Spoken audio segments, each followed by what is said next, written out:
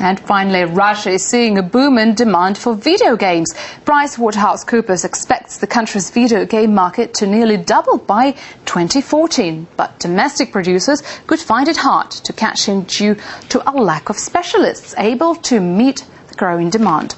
Local companies are looking for new staff, but many specialists seeking employment often don't get jobs because they're not qualified enough. Daniela Loga reports. Russian video game producers are on a quest to find fresh new minds. Internet and gaming company Mail.ru is looking for potential hires, both within professional communities and through personal recommendations.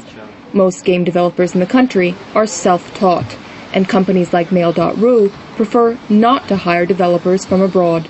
Expats often come to Russia for big salaries, and in general they are not motivated to create an interesting product. So far it's not efficient for the Russian game developing business to hire foreigners.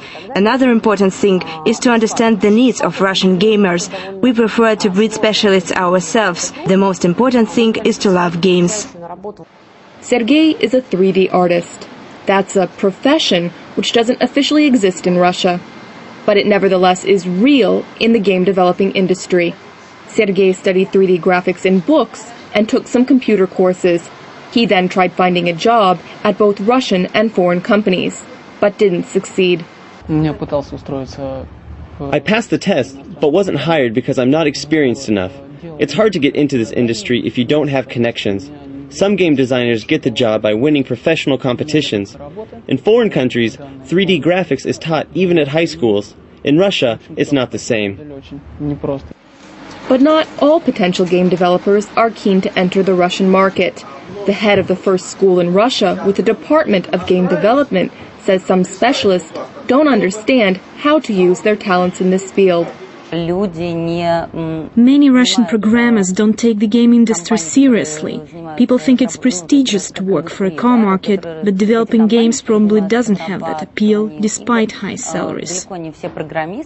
America's Army is a series of games commissioned by the U.S. Department of Defense to promote its image to young people. Now the Russian government wants to create more competitive military-based games with a local spin. But in order for that field to be won, domestic producers need to load up their game developing forces. Daniela Loga, Business RT. That was the latest for today. Thank you so much. We'll see you tomorrow for more. Thanks, Julia. See you.